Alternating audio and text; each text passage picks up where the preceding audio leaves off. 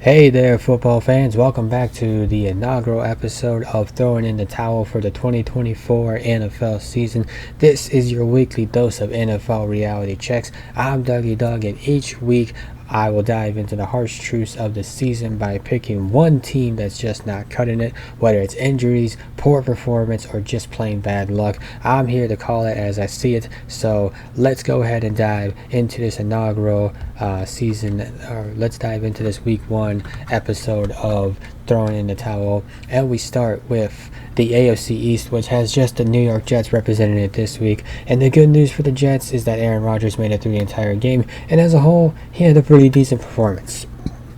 The bad news is that New York's allegedly stout defense was gashed by the Niners on the ground, and the final score looked a lot like Jet scores from years past. In the AFC North, we had the Browns, the Bengals, and the Ravens representing this week. And for the Browns, they are 8-5 with Deshaun Watson as their starter, and that is in spite of him and not because of him. And to this point, he has yet to revert back to the Deshaun Watson from his days as the Texans quarterback. And perhaps at some point in the not too distant future, Kevin Stefanski might have to ask himself the difficult question of, does Jameis Winston give him a better chance to win than Deshaun Watson? And for the Cincinnati Bengals, well, this offense is adjusting to a new OC. T. Higgins didn't play, and Jamar Chase had zero prep time for week one. Cincinnati has overcome some rough starts before and gone on to have deep playoff runs. However, there are some valid concerns coming out of week one for the Bengals. The offensive line didn't look any better than it did a year ago, while the defense, which ranked 31st overall in 2023, had its hands full with New England's ground game. Those are potentially huge problems in an NFC North that features top-tier pass rushers and physical rushing attacks. And for the Ravens, the problem is that while one loss isn't the end of the world, it was yet another setback against the kings of the AFC, Patrick Mahomes and the Chiefs, and one that could come back to haunt Baltimore where home field advantage is concerned come playoff time. And there were some legitimate issues in the game for the Ravens. Shaky offensive line play from a front featuring three new starters, and a less than impressive Ravens debut for Derrick Henry. AFC South, we have the Titans and Colts representing, and the Jaguars representing this week.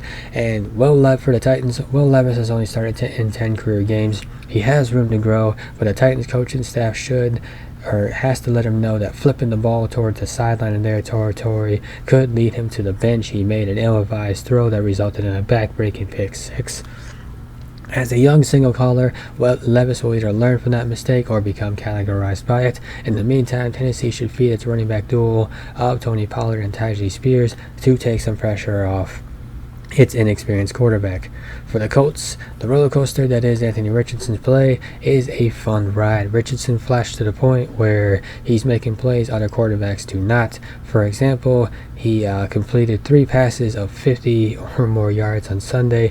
Also, the 6'4", 250-plus pound Richardson barreled his way through a defender into the end zone to keep the Colts within 6, and as the fourth quarter went on.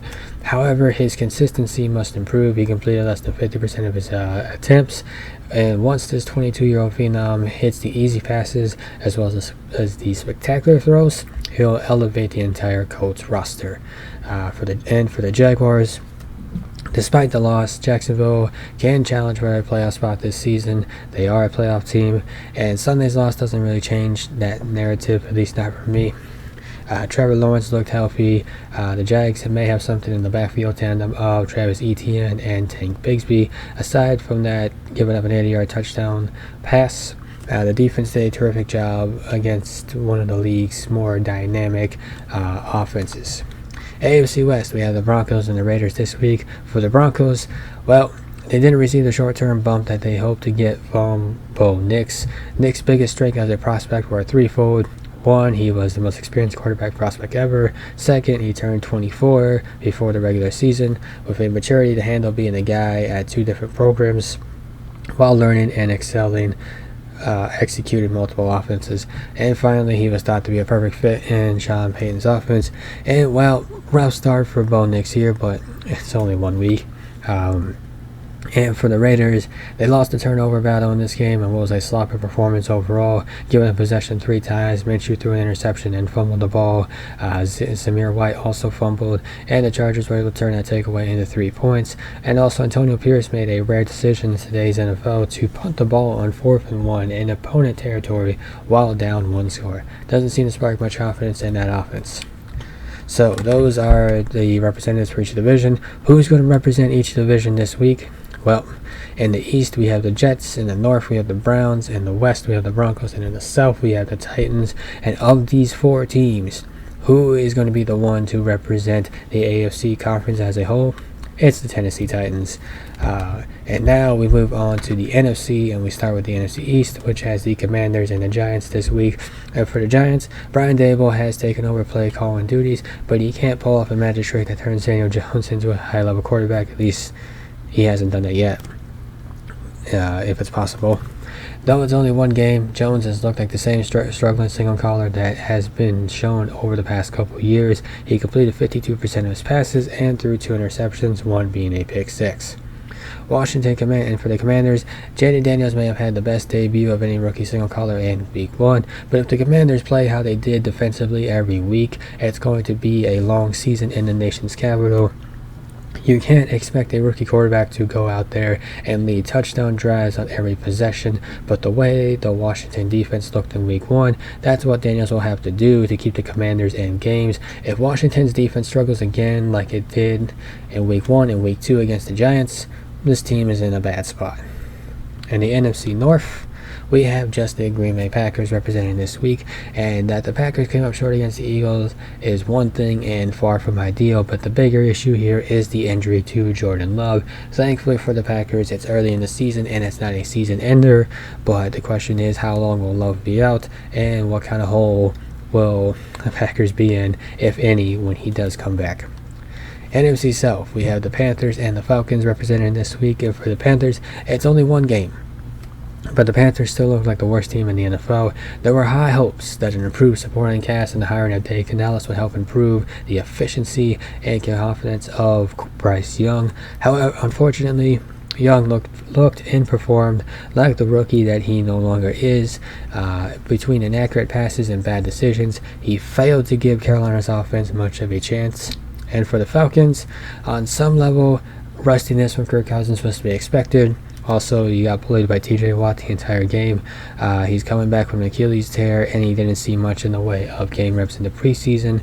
But with the Buccaneers and Saints pulling off wins in Week 1, the Falcons are already behind the 8-ball in what could be a closely contested division. And lastly, we close out with the NFC West. Ignore that slide. And it's represented by the Cardinals and the Rams this week. And for the Cardinals, for a time at least, it looked like they were going to pull off the upset against the Bills, racing up to a 17-3 lead in the second quarter.